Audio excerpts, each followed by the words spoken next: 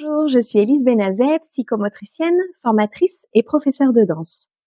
On va voir dans cette vidéo comment concevoir des cours d'éveil psychomoteur en musique avec des tout petits de 18 mois à 6 ans. J'ai eu une grande expérience en crèche, en école maternelle, en école de danse, avec des cours parents-enfants ou alors des cours enfants seuls. Et en accueillant des stagiaires petit à petit, j'ai construit une méthodologie simple, claire, cadrée, solide pour pouvoir être créative en moins de 10 minutes et avoir une séance toute prête qui plaît vraiment aux enfants, aux tout jeunes. Donc, c'est une méthodologie que je partage dans des formations. Vous pouvez accéder aux liens pour en savoir plus en cliquant ci-dessous. Avant de pouvoir construire mes cours d'éveil aussi facilement, je suis passée par des phases de doute. Je savais pas quel matériel choisir, quelle musique allait plaire aux enfants. Je savais pas comment construire mon cours, avec quel thème, quelles actions pour les tout petits, qu'est-ce qui allait le plus leur convenir.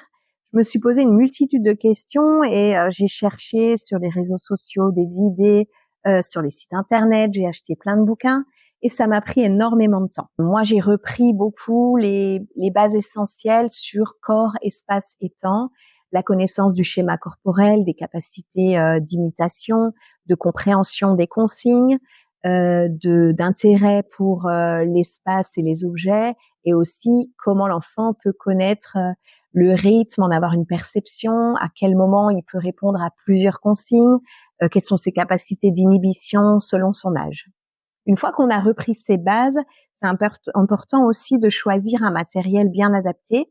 Je sais, moi, j'adore travailler avec le matériel de GRS.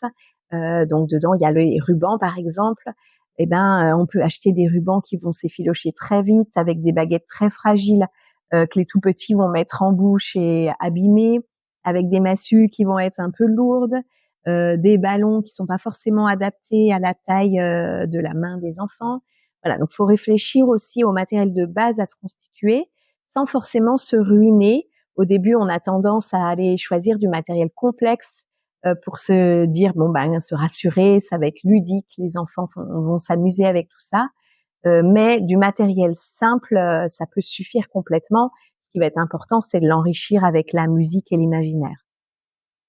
Et puis aussi, il va falloir utiliser des fiches toutes prêtes pour bien noter toutes ces idées, parce que je me suis rendu compte en utilisant des cahiers dans tous les sens que je perdais un petit peu de valeur, je me dispersais. Là, au moins, j'ai tout sous les yeux avec des fiches que je réalise sur Canva. J'adore aussi dans mes cours proposer des comptines corporelles. Je me suis rendu compte en allant en crèche qu'on utilisait toujours les mêmes comptines et qu'elles étaient plutôt gestuelles. Sauf que là, moi, dans mon cadre de cours, j'ai envie vraiment de mettre en jeu le corps et de travailler des fonctions psychomotrices assez précises, que ce soit au niveau du corps, les coordinations, le fait de pouvoir contracter certains muscles, sauter, tourner, travailler l'équilibre, ou alors au niveau de l'espace, d'aller en haut, en bas, derrière, devant, à droite, à gauche, ou au niveau du temps, de travailler les notions de bientôt, maintenant, après, de rythme. J'ai créé des comptines pour plusieurs fonctions psychomotrices en m'inspirant de mélodies trouvées sur des comptines du monde sur YouTube, en mettant mes propres paroles et surtout en mettant des déplacements, de la mise en route. On se met debout, on recule, on va de tous les côtés. On peut aller chatouiller un copain, revenir, grimper sur son parent, etc. Vraiment de mettre l'enfant en action, en mouvement, et grâce à la comptine de lui faire répéter des mouvements hyper sympas qu'on a choisis pour que ce soit après enregistré facilement. Pour enrichir la motricité des enfants, j'utilise les engins de la gymnastique rythmique, que ce soit le cerceau, le ballon, les massues, la corde, le ruban, ou d'autres objets comme les plumes, le foulard, les sacs lestés. À chaque fois, ça va me permettre d'enrichir mon histoire, mes actions, mes mouvements. Par exemple, si j'utilise le ruban avec les spirales, ça va permettre de faire semblant de mélanger. Le cerceau, si on le fait rouler, c'est la petite voiture. On part en vacances et puis elle roule sur l'autoroute. Avec les ballons, j'utilise même des petites balles pour bien les adapter à la morphologie des enfants. On va dire que c'est un petit trésor qu'il faut garder dans la main. Donc, il faut appuyer tout doucement avec son pied, ça permet de travailler l'équilibre. Le foulard, il est génial parce que c'est déformable, c'est léger, on peut souffler dessus, on peut se cacher derrière, le faire s'envoler. Il est facile à lancer, à rattraper. Les massues, ça peut paraître un petit peu rigide comme engin comme ça, mais ça permet de les poser au sol, de les faire tenir en équilibre, de sauter par-dessus et puis de travailler toutes les notions de rythme en tapant les deux massues l'une contre l'autre au sol, sur soi, pourquoi pas. Si je pense à la corde, ça fait penser souvent aux serpents, aux vers de terre. On peut les poser au sol et marcher dessus. On peut travailler avec la corde tout ce qui est s'enrouler, enrouler autour de soi, dérouler. Même à Noël, c'est super intéressant de prendre des guirlandes à la place de la corde et de travailler plein de mouvements comme ça. En ayant une bonne connaissance des spécificités de chaque engin, on va pouvoir utiliser par exemple les circonductions, les balancers, les petits échappés, les frotter, les équilibres du matériel sur la main, le dos, le pied, la nuque. On va pouvoir utiliser le jonglage, les rotations, les rebonds. En ayant vraiment tout ce répertoire de mouvements, on va pouvoir vraiment enrichir les séances. Vouloir utiliser les musiques, c'est faire un gros travail de recherche en amont. Ça va être important de savoir quel type de musique on a besoin pour quel type de mouvement. Et ça, il faut vraiment aller s'inspirer des musiques où il y a de l'imaginaire dans les séries, les dessins animés, les spectacles, et chercher des musiques qui vont pouvoir permettre de travailler des mouvements en fonction de la notion musicale. Par exemple, une musique qui va donner envie de monter le bras parce qu'il y a une montée de notes, une mélodie qui va donner envie de se cacher, ou une accélération qui permet d'aller courir, une musique où il y a des pauses pour pouvoir faire un autre mouvement derrière. Voilà, donc ça, c'est vraiment des musiques que j'appelle en or quand il y a des notions musicales de ce genre. Et les erreurs qu'on peut faire souvent, c'est de chercher des musiques un peu qui plaisent à tout le monde, un peu populaires, de choisir des musiques de fond comme ça pour la relaxation ou pour s'échauffer, mais où on cherche pas vraiment à exploiter le lien entre la musique et le mouvement, ou encore de mettre des musiques qui nous ont plu dans une playlist un peu fourre-tout, et puis on sait plus trop à quelles notions elles font référence, et on les prend un peu comme ça au hasard. Donc moi, je me suis créé voilà des playlists assez précises qui évoquent de l'imaginaire, qui évoquent des actions, et puis je les télécharge, je les numérote, et après j'ai plus qu'à aller piocher dedans pour construire mon exercice. Choisir un thème pour développer l'imaginaire des enfants, ça va être essentiel. Et c'est pas évident au départ de, à partir de ce thème, construire toute une action autour pour faire une histoire un petit peu dansée.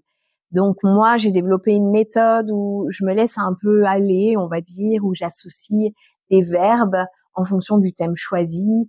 Par exemple, si c'est les moyens de transport, bon ben je choisis par exemple la voiture. On va dire rouler, passer au garage, il y a la police, les feux rouges, démarrer, faire tourner une clé. Voilà, je vais choisir plein de verbes d'action comme ça, et petit à petit, je vais en sélectionner quelques-uns, je vais y associer un matériel, on va dire, allez, par exemple, le cerceau, parce qu'on peut faire le volant, on peut le faire rouler pour se déplacer, on peut s'arrêter dedans pour faire le stop, par exemple. Et j'ai déjà là 3-4 actions qui sont prêtes, je peux dérouler une histoire, et je vais choisir avec les musiques qui sont bien maîtrisées, bien rangées. Ah ben tiens, ok, pour faire rouler un cerceau, il faut une musique accélère qui donne envie de se déplacer. Pourquoi pas qui s'arrête, qui reprend. Bon, bah je le connais, j'ai celle-ci. Et hop, ça me fait déjà une première action, une première histoire à danser qu'on va pouvoir répéter plusieurs fois avec les enfants et enrichir selon leur âge. À 18 mois, ils seront accompagnés par un adulte, on laisse un petit peu faire. Et pourquoi pas, chez les 5-6 ans, d'aller un petit peu plus loin dans l'exercice, sauter par-dessus la voiture, la stopper avec le bord de la main. Voilà, on va complexifier après le mouvement. Et une fois que j'ai choisi le thème, les actions, la musique, je mets tout ça dans une fiche, tout est prêt et j'ai plus qu'à répéter après mes séances dans les lieux d'intervention où je vais. Une fois qu'on a tous les outils pour créer son cours, il va falloir réfléchir à la façon dont on va poser son cadre, l'espace qu'on va avoir pour notre intervention, comment on va proposer des tapis, des repères au sol pour installer tout le monde, et puis voir aussi les tranches d'âge qu'on choisit pour créer nos groupes. Il va être important de voir si on intervient en crèche, quel va être l'accompagnant qui va travailler avec nous, comment il est disponible pour être tout au long de la séance d'éveil avec nous. Ça va être important qu'on garde l'attention des enfants auprès de nous. C'est compliqué quand on donne un cours d'éveil en musique s'il y a des éléments perturbateurs. L'attention va être dispersée, les enfants vont tourner la tête. Nous, on va être obligé d'arrêter la musique, de reprendre complètement la main sur leur attention. Donc, il faut vraiment créer tout un cadre assez contenant pour que la séance se passe bien. Et puis, il y a aussi l'accueil d'enfants avec des particularités, des difficultés de gestion émotionnelle. Il va falloir réfléchir à comment on donne les consignes aux parents si à un moment donné, la séance se passe pas bien pour leur enfant. Est-ce qu'ils ont un espace pour se retirer du cours, pour se poser et revenir après? En général, c'est ce qui fonctionne le mieux parce que sinon, notre séance, elle est un petit peu gâchée par l'élément, on va dire, perturbateur aussi. Et puis, une dernière étape, c'est de réfléchir à ces démarches administratives. Est-ce qu'on crée une auto-entreprise? Est-ce qu'on est à notre compte? Sous quel statut on se met? Sous quel code APE? Moi, en tant que psychomotricienne, je travaille sur prescription médicale. Donc, avoir une activité secondaire sans prescription médicale, ça va m'obliger à choisir un autre code APE. Moi, j'ai choisi le code entretien corporel. Et puis, dans ma comptabilité, je distingue vraiment les deux ressources financières que j'ai. Il va falloir réfléchir aussi à sa com. Est-ce qu'on fait des journées portes ouvertes, des flyers, une page Facebook, Instagram, etc. Est-ce qu'on met des petites vidéos pour se faire connaître? Et puis, ce qui va être important aussi, c'est comment les gens vont s'inscrire. Moi, j'aimais bien utiliser billets web, que les gens aient directement une inscription en ligne. J'avais plus à gérer l'enregistrement des chèques, la gestion comme ça administrative. Je donne des astuces dans ma formation toutes prêtes avec des fiches d'inscription déjà rédigées. Je donne aussi comment je réfléchis mes tarifs. Faut faire une étude de marché dans la région où on habite, la ville où on habite, mais souvent, moi, je me dis que j'aime bien demander au moins 10 € par élève si je vais dans un lieu d'intervention. Donc, imaginons j'ai 6 à 8 élèves dans une crèche, et je vais demander entre 60 et 80 € la demi-heure ou les 45 minutes d'intervention en fonction de ce que j'ai prévu dans mon cours. Donc voilà, je donne toutes mes astuces, mes bases de réflexion pour pouvoir après permettre aux personnes qui suivent ma formation d'enrichir leur expérience ou de s'en inspirer. Dans ma formation complète, je te montre comment créer ton cours en partant de zéro, que tu sois un professionnel de la petite enfance, en baby sport, en danse, en musique ou en rééducation. Et tu pourras rapidement rembourser ton investissement en donnant tes premiers cours. Tu peux suivre mes formations en ligne ou en présentiel. La formation en ligne, elle te donne accès à un espace membre où tu vas pouvoir te connecter dès que tu as envie, avoir accès à des cours préenregistrés où j'ai filmé mon écran et expliqué étape par étape comme si tu étais à côté de moi. Et la formation est fournie avec des documents, des outils, de la musique à télécharger. Ou alors tu peux choisir la formation en présentiel, certifiée Calliope et qui permet une prise en charge financière. Nous y partagerons des temps d'exploration avec Carole Moïse, qui est professeure de danse et de sport en gymnastique rythmique et qui est diplômée d'un certificat d'études dalcroziennes. C'est une pédagogie qui permet de découvrir le lien musique-mouvement par l'expérience et en testant toutes les possibilités de mouvement avec des objets en fonction de notions musicales bien précises. Tous les détails de mes formations sont affichés sur la page juste après. Tu cliques sur le lien juste en dessous, rejoindre la formation, et tu regardes si la formation est faite pour toi. En bonus, tu vas recevoir ma fiche sur les repères de développement psychomoteur de 2 à 10 ans que j'ai construite. Ça te donne un petit peu une idée de comment je travaille mes documents. Et puis, ça va te permettre déjà de te lancer avec les bonnes bases. Je te dis à bientôt et j'espère qu'on se retrouve vite.